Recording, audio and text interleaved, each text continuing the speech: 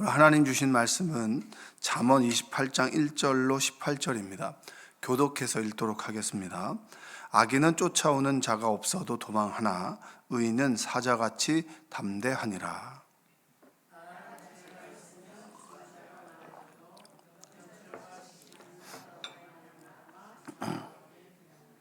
가난한 자를 학대하는 가난한 자는 곡식을 남기지 아니하는 포구 같으니라.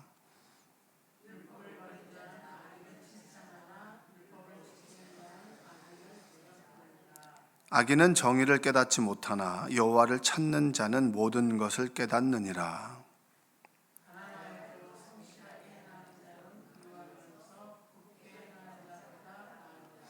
율법을 지키는 자는 지혜로운 아들이요 음식을 탐하는 자와 사귀는 자는 아비를 욕되게 하는 자니라.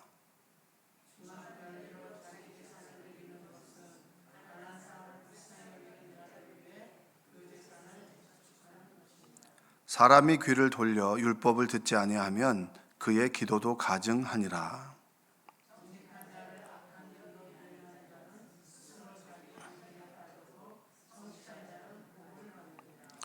부자는 자기를 지혜롭게 여기나 가난해도 명철한 자는 자기를 살펴 아느니라.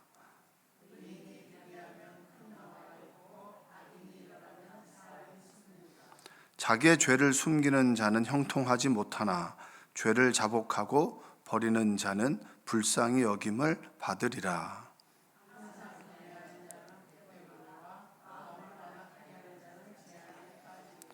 가난한 백성을 압제하는 악한 관원은 부르짖는 사자와 줄인 곰 같으니라.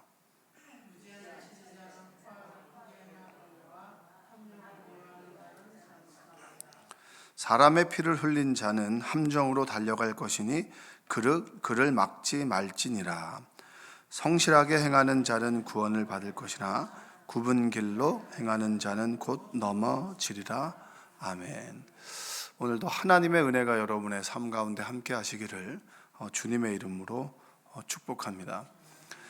돈 중심의 사회를 우리가 좀 살아갑니다. 자본주의 사회는 돈이 넘치지만 그 돈이 어떤 사람에게는 많고 어떤 사람에게는 적고 그래서 20대 80의 사회라고 얘기하고 그리고 불평등의 사회라고 얘기합니다. 그만큼 우리는 돈에 관심이 많습니다. 성경도 잠언에서도 보면 부자와 가난한 자에 대한 구분에 대해서 많이 나옵니다. 그래서 부자는 이렇게, 가난한 자는 이렇게. 그래서 오늘 6절 말씀을 보면 가난하여도 성실하게 행하는 자는 부유하면서 굽게 행하는 자보다 나으니라 이렇게 얘기합니다. 가난하고 부유하고 이렇게 해서 그것을 많이 비교하죠. 그 말씀을 따라 살아가다가 가난하게 될 수 있다. 그래도 말씀을 지키지 않고 불의한 방법으로 부자가 되는 사람보다는 훨씬 더 낫다. 이런 뜻이 바로 6절에 있는 말씀입니다. 근데 사실 우리는 좀 돈에 관심이 많죠. 관심이 많고 돈이 있으면 편하게 살 수 있습니다. 실업률 대부분의 문제는 돈을 벌고 안 벌고의 문제와 관계가 있습니다.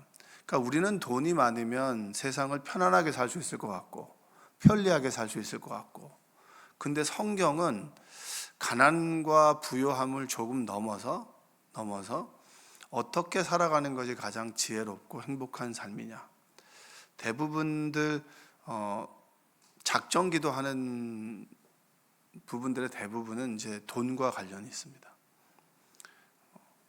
자녀의 취업이라든가 그리고 우리가 가지고 있는 아파트를 전세가 나가야 된다거나 아니면 집을 판다거나 라고 하는 것들은 돈에 관심이 참 돈과 관련된 어떤 결정 그리고 선택 이것을 가지고 우리가 기도를 많이 합니다. 물론 이제 병이나 이런 것들도 있겠지만 우리의 관심은 돈에 있는데 그럼 하나님의 관심은 돈에 있느냐 무엇에 있느냐. 잠언은 우리에게 지금 무엇을 말해주고 있느냐. 잠언 22장 2절에 보면 가난한 자와 부한 자가 함께 살거니와 그 모두를 지으신 이는 여호와시니라 이렇게 말합니다. 자, 가난한 자가 부한 자가 함께 살아갑니다. 근데 하나님께서 우리를 지으셨고 때로 하나님께서 부요하게도 하시지만 가난하게도 할 수 있다. 때로 우리는 하나님 말씀 따라 살아가면서 부요할 수도 있고 가난할 수도 있다. 근데 그걸 좌지우지하시는 분은 누구신가? 하나님이시다. 욥기에서 고난받을 때 욥은 이렇게 고백합니다. 주신 이도 여호와시오, 거두어 가실 이도 여호와시다. 그러니까 우리는 그걸 알고 있습니다. 알고 있지만 하나님께 집중하기보다는 우리가 가지고 있는 물질에 집중합니다. 물질이 많으면 좀 편한 것은 사실이기 때문입니다. 가난하게 살아라, 부하게 살아라 그런 말씀이 아니라 성경은 가난한 자와 부한 자에 대해서 오직 하나님의 권한 아래에 있고, 하나님께서 때로 우리를 부유하게도 하시지만 때로 낮춰주시기도 하신다, 이런 말씀을 합니다. 그러면 우리가 집중해야 될 것은 많고 적음을 가진 돈이 아니라 무엇이겠습니까? 하나님께 집중하게 되는 거죠. 그런 관점에서 오늘 말씀을 보면 은혜가 될 것입니다. 1절 한번 읽어볼까요? 1절. 자, 악인은 쫓아오는 자가 없어도 도망하나 의인은 사자같이 담대하니라. 여기서 악인이라고 하는 원어는 도덕적으로 타락한 사람입니다. 그러니까 잠언의 기준에서 보면 말씀대로 살아가지 않는 사람, 하나님의 말씀대로 살아가지 않는 사람. 그러니까 하나님의 말씀대로 살아가지 않는다라고 하는 것은 내 뜻과 내 지식과 내 경험과 내가 원하는 대로 살아가는 사람, 내 욕심대로 살아가는 사람을 말하는 거죠.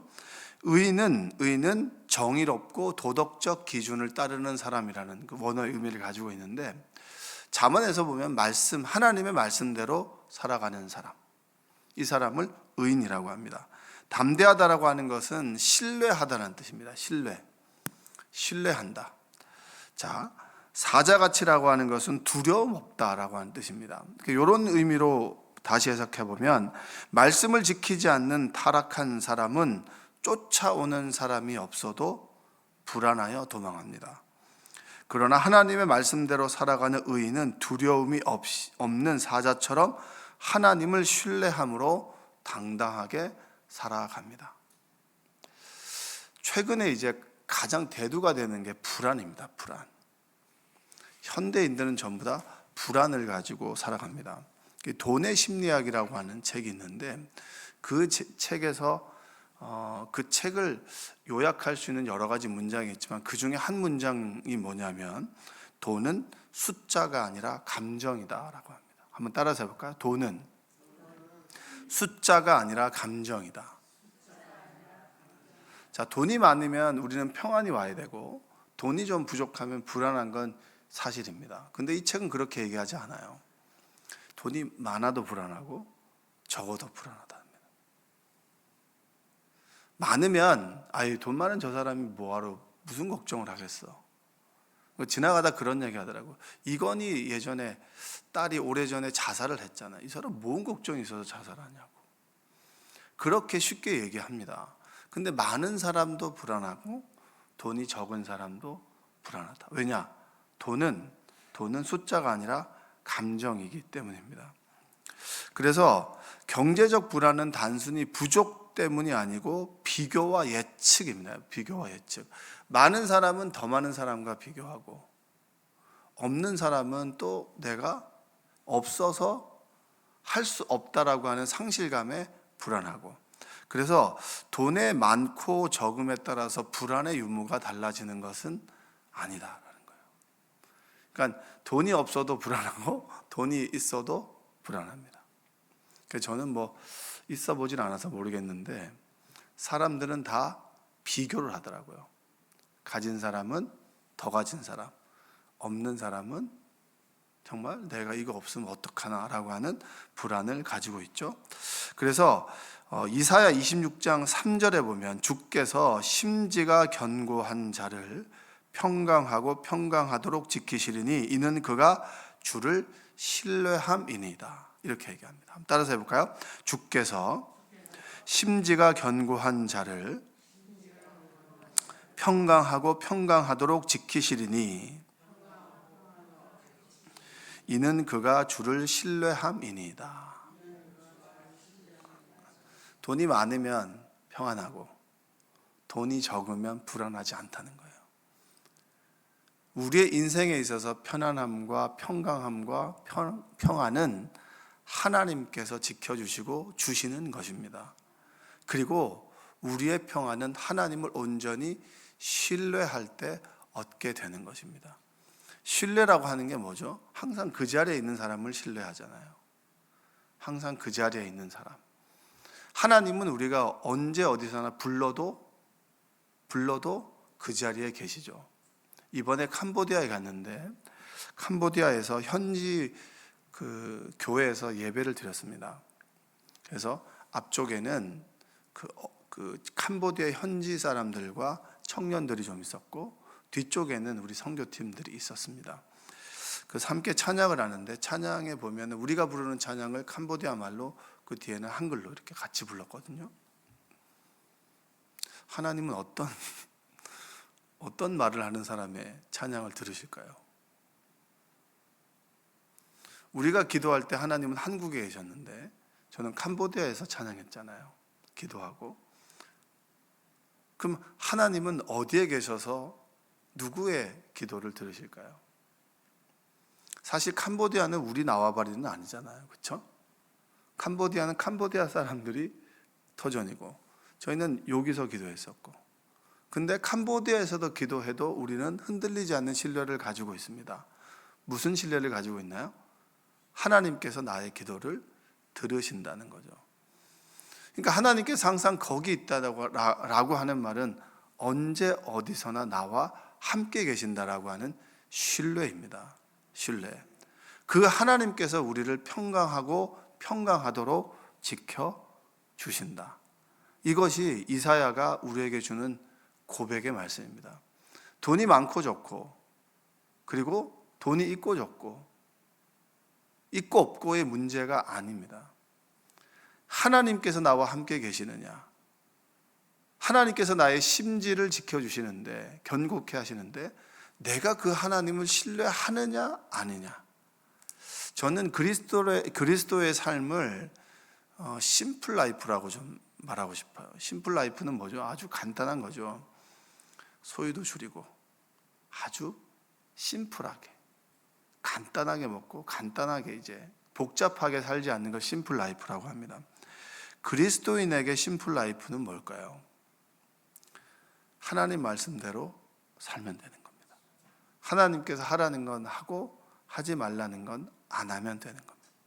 근데 하지 말라는 걸 자꾸 머리를 쓰니까 복잡해지는 겁니다. 하라는 건 하고 사랑하라 그러면 사랑하면 되는 겁니다. 정말 나와 코드가 안 맞는 사람을 왜 이 공동체에서 맡게 해주셨나? 사랑하라는 거예요. 근데 사랑하다 보면 사랑이 안 됩니다. 그러면 우리는 무엇을 느끼는지 아십니까? 창조주와 피조물의 차이를 느끼는 겁니다. 하나님께서 나를 사랑하셨는데 하나님 눈에 보이는 모습은 내가 저 사람을 바라보는 모습과 별반 다르지 않지 않겠습니까? 하나님은 사랑하시는데 코드에 맞는 사람을 사랑하시지 않고 모두를 사랑하시고 기다려주신다. 근데 나는 나와 맞는 사람을 사랑한다. 아, 하나님과 나와의 차이점이구나. 그러면 그리스도인들은 왜 이 사랑하지 못할 사람을 내 옆에 두었나? 그 사람을 사랑하려고 애쓰고 기도하면서 하나님의 마음을 알고 나라는 사람이 얼마나 죄인이라고 하는 것을 깨닫고 이 죄인을 사랑해 주신 하나님의 사랑을 더 크게 느낌으로 그 사랑 안에서 이 사람을 조금씩 사랑하도록 내 사랑의 품을 키워가는 거, 이걸 깨닫는 거잖아요. 사랑하라는 말 속에 있는 그 의미가 있는 겁니다. 자, 9절 한번 볼까요? 심플 라이프, 하나님 말씀대로 살아가자. 이게 잠언의 오늘 관점인데 9절에 보면 사람이 귀를 돌려 율법을 듣지 아니하면 그의 기도도 가증하니라. 뭐죠? 기도만 하지 말라는 거예요. 들으라는 거예요. 하나님 말씀을 들으라는 거예요. 그리고 하나님을 찬송도 하라는 거예요. 그러니까 예배하는 삶을 얘기하는 겁니다. 어떤 사람은 기도만이 아니라 저는 저 인생 가운데 예배는 생명입니다. 그 느껴보신 적 있으세요? 예배가 생명이라고 하는 걸 느껴보신 적 있으세요? 정말 좌절과 절망 가운데 예배를 드려야 되나 말아야 되나 라고 성전에 와서 그냥 멍하게 예배를 드립니다. 근데 어느 순간 집으로 돌아갈 때는 왠지 다시 살아봐야겠다라고 하는 희망과 소망이 생기고 그 하루를 버텨낼 수 있는 힘이 생겨나는 경험을 해보셨나요? 우리는 모두 일정한 순간에 인텐시브하게 1년이면 1년, 1개월이면 1개월, 아니면 3년이면 3년 그 시간을 거치게 됩니다. 기간의 차이는 있겠죠. 와, 정말 내가 희망이 있나? 이렇게 살아도 되나? 그런 마음을 가지고 주님 전에 들어와서 예배를 드리는데 나갈 때는 그래 살 수 있지. 그리고 며칠 지나면 또 그 마음이 나는 그렇게 마음을 먹고 싶지 않은데 자꾸 내 마음을 나도 모르니 내 마음이 그렇게 부정적으로 흘러갈 때 다시 주님의 전으로 오면 또 살아갈 수 있다 라고 하는 소망 가운데 하루를 버팁니다. 그런 시간들을 경험해 보셨어요? 저는 그 시간이 있었습니다. 눈물 흘리면서 왔는데 그냥 눈물 흘리다가 그냥 돌아가는데 내가 하루를 버틸 수 있겠구나. 전 예배였어요. 예배. 그래서 이 9절의 말씀은 자꾸 사람이 귀를 돌려 율법을 듣지 아니하면 그의 기도도 우리의 삶의 기도, 말씀, 하나님을 고백하는 찬양, 헌신 이 모든 것들이 함께 있어야 된다라고 하는 것이 9절의 말씀입니다. 이 메시지 성경을 보면 하나님은 그분의 말씀을 듣지 않는 자의 기도를 싫어하신다. 하나님의 마음은 모르고 자꾸 자기 원하는 것만 얘기를 하는 거예요. 물론 하나님도 그 기도는 싫어하시지만 그 기도를 바꾸어 주시죠. 자, 10절 한번 읽어볼까요? 정직한 자를 악한 길로 유인하는 자는 스스로 자기 함정에 빠져도 성실한 자는 복을 받느니라. 다시 한번 읽어볼까요? 시작. 성실한 자를 악한 길로 유인하는 자는 스스로 자기 함정에 빠져도 성실한 자는 복을 받느니라. 메시지 성경으로 보면 쉽게 보면 선한 사람은 그릇된 길로 이끄는 선한 사람을 그릇된 길로 이끄는 자는 끝이 좋지 못하나 선을 행하면 보상을 받을 것이다. 하나님께서 갚아주신다 이거죠. 선한 사람을 그릇된 길로 인도하는 사람, 끝이 좋지 못하다. 하나님께서 지금 손해보는 것 같아도 하나님께서 갚아주신다. 여러분, 하나님께 드리는 예물도 있고 하나님께 헌신하는 사람들 있잖아요. 왜 나만 자꾸 이런 힘든 일을 해? 왜 나만 이런 일을 해? 라고 본전 생각날 때가 있습니다. 당연한 거죠. 하나님 보고 하시면 됩니다. 하나님께서 주실 것을 보고 하는 게 아니라 우리는 그 헌신을 통해서 하나님의 평안과 기쁨과 감사 이걸 깨닫게 됩니다. 그게 사실은 보상이에요. 다른 물질은 따라오는 것일 뿐입니다. 자, 13절 한번 볼까요? 13절. 자기의 죄를 숨기는 자는 형통하지 못하나 죄를 자복하고 버리는 자는 불쌍히 여김을 받으리라. 하나님께서 뭐라고 하죠? 내 죄가 말씀 가운데 깨달아지거든 자복하고 드러내십시오. 그러면 하나님께서 우리를 긍휼히 여기실 것입니다. 하나님 말씀을 들으면서 우리가 무엇을 깨닫죠? 끊임없이 내가 죄인이구나 라고 하는 걸 깨닫습니다. 그러면 거기 멈추나요? 뼛속까지 이 DNA 속에서 이 죄성이 숨어 있음에도 불구하고 하나님께서 나를 위해 십자가에서 죽으시고 나를 구원하시고 하나님의 자녀 삼아 주셨구나 라고 하는 기쁨도 있잖아요. 그 은혜 때문에 우리가 죄로부터 벗어날 수가 있는 것입니다. 그래서 잠언은 끊임없이 하나님 말씀대로 살아가는 삶이 복된 삶이고, 그렇지 않은 삶은 참 힘들고 어려운 삶이다. 돈이 많고 적음이 아니라 하나님 말씀대로 살아가는 것이 가장 복된 삶이다. 자, 14절 한번 볼까요? 14절, 항상 경외하는 자는 복되거니와 마음을 완악하게 하는 자는 재앙에 빠지리라. 하나님을 경외하는 사람, 하나님을 두려워도 하고 사랑하는 사람, 그분과 가까이 하는 사람, 복된다. 18절 한번 볼까요? 성실하게 행하는 자는 구원을 받을 것이나 굽은 길로 행하는 자는 곧 넘어지리라. 이게 무슨 말인가요? 바른 길을 걸으며 제대로 살면 구원을 받지만 바른 길에서 벗어난 삶은 결국 죽음에 이른다. 죄의 삭은 무엇입니까? 사망입니다. 육신의 죽음이 아니고요, 영의 죽음이에요. 뭘 해도 기쁘지 않아요. 자, 부요하다고 해서 우울증이나 이런 것들이 없나요? 요즘에 굉장히 많죠. 우울증은 아주 일반적입니다. 감기라고 합니다. 또 최근 책을 보니까 양극성 장애라고 하더라고요. 양극성 장애가 뭐죠? 조증, 우울증, 조울증을 양극성 장애라고 말이 바뀌었습니다. 그리고 조현병 이렇게 얘기하죠. 환자들 많습니다. 그 사람들이 부유하지 않나요? 그렇지 않습니다. 그 마음에 하나님이 없고 또한 육신이 약해서 걸리는 병들이죠.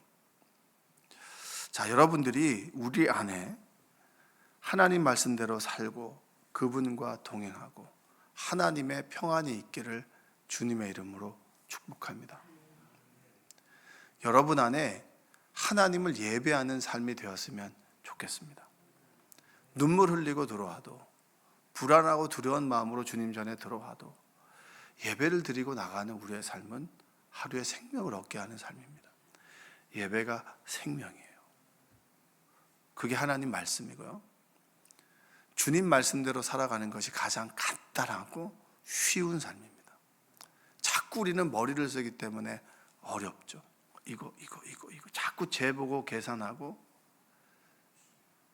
우리 인생은 어떻게 보면 오병이의 기적 속에서 계산하는 빌립에서요, 생각 없는 안드레로 바뀌는 겁니다.